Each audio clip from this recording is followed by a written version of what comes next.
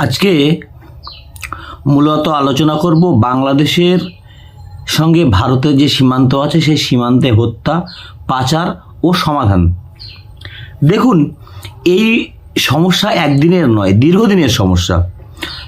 এখানে বাংলাদেশের থেকে অভিযোগ করা হয় ইন্ডিয়ার বিএসএফ তারা নাকি সীমান্ত হত্যা করে এবং অনৈতিকভাবে গুলি চালায়।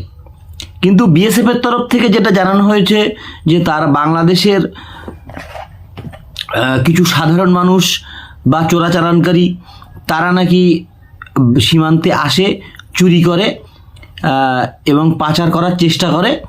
সেখানে বিএসএফের গুলি চালানো ছাড়া তাদের কোনো উপায় থাকে না। এই যে ঘটনা, এটা তো একদিনের নয়, দীর্ঘদিনের। মোটামুটি যখন থেকেই দেশ ভাগ হয়েছে মোটামুটি তখন থেকেই। প্রথম দিকে হয়তো বিএসএফ এত কড়াকড় ছিল না, কিন্তু পরবর্তীতে এসে এইটা খুব মারাত্মক আকার ধারণ করেছে। তো যাই হোক, এই চোরাচালানের বা এই হত্যার মূল কারণ কি?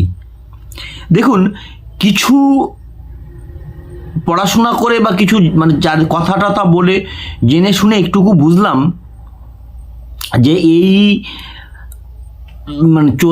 বাংলাদেশে যে হত্যার যে একটা কারণ হচ্ছে বাংলাদেশের অর্থনৈতিক অবস্থা খুব খারাপ। অন্যদিকে ভারত একটি উন্নতশীল দেশ। এবার বাংলাদেশ থেকে বেশ কিছু মানুষ তারা সীমান্ত দিয়ে চোরাচালান করে তার কাঁটা আছে সেই তার কাঁটা পেরিয়ে এ দেশে এসে চুরি করে এবং রাতের অন্ধকারে পালিয়ে যায়। এগুলো গেল সাধারণ সমস্যা।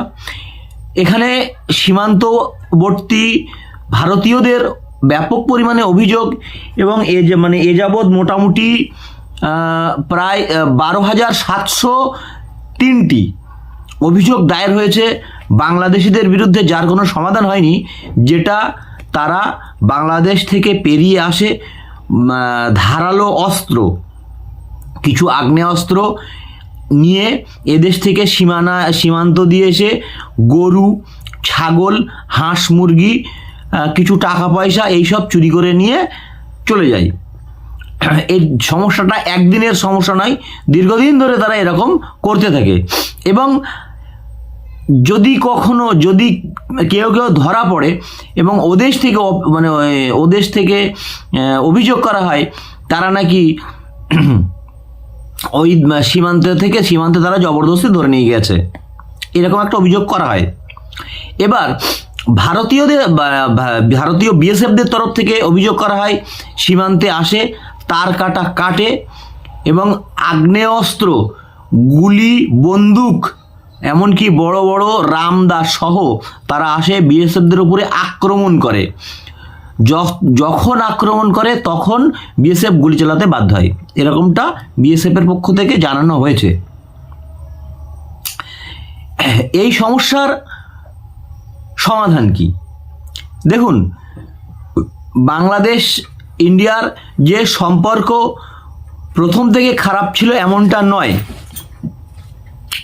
বাংলাদেশের বিশেষ করে বিএনপি এর আমলে খারাপ সম্পর্ক অনেকটা থাকলেও হাসিনা পরবর্তী জামাত ইসলামদের সঙ্গে যেরকম সম্পর্ক তেমনটা নয়।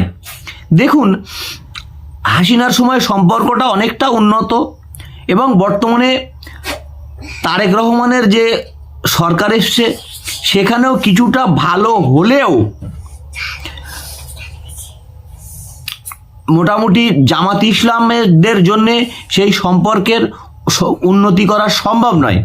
তার কারণ তারা কখনো চায় না ভারতের সাথে সম্পর্ক ভালো হোক। দেখুন, ভালো থাকলে তো আমরাও ভালো থাকবো, তারাও ভালো থাকবে।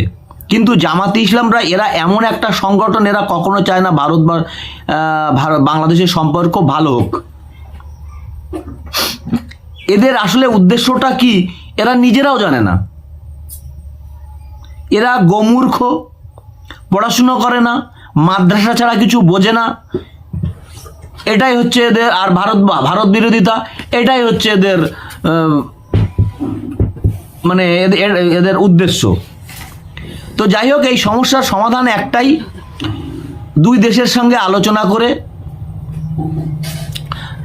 যদি কিছু সমাধান বেরোয় যাতে সীমানায় না আসে।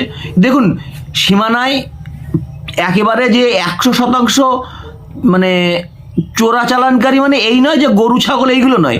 দেখুন, সীমান্তে কিছু খাবার দাবার, চাল ডাল, এগুলো অবৈধভাবে হবেই। এগুলো 100% তার কাটা দিক আর পাঁচিল দিক যাই দিক, কখনো দুই গভর্নমেন্টের কোনো গভর্নমেন্টই পারবে না বন্ধ করতে, যতদিন না বাংলাদেশের অর্থনৈতিক উন্নতি হবে। বাংলাদেশের যদি প্রকৃতপক্ষে অর্থনৈতিক উন্নতি হয় তখনই হবে, কারণ বাংলাদেশ একটি অর্থনৈতিক দিক থেকে নিচের দিকে নামা দেশ, আর ভারতে হচ্ছে একটি উন্নতশীল দেশ। সেই বেটার লাইফের আশায় বাংলাদেশ থেকে এদেশে আসার চেষ্টা করবেই। এই জন্যে এই সমস্যাগুলো হয়, এবং এর মূল জিনিস হচ্ছে বাংলাদেশের অর্থনৈতিক উন্নতি করতে হবে, এবং বাংলাদেশে যারা ভারত বিরোধিতা করে তাদের দমন পীড়নের মাধ্যমে তাদেরকে নিষ্পত্তি করতে হবে, তবে এই সমস্যার সমাধান হবে। আর বাংলাদেশের অর্থনৈতিক উন্নতি অনেক বেশি করতে হবে। ভারতের সমমান হলে তখন বাংলাদেশ থেকে ভারতে আর আসবে না। এটাই হচ্ছে মূল সমস্যার সমাধান। যাই হোক, ধন্যবাদ, দেখাবে পরের ভিডিওয়।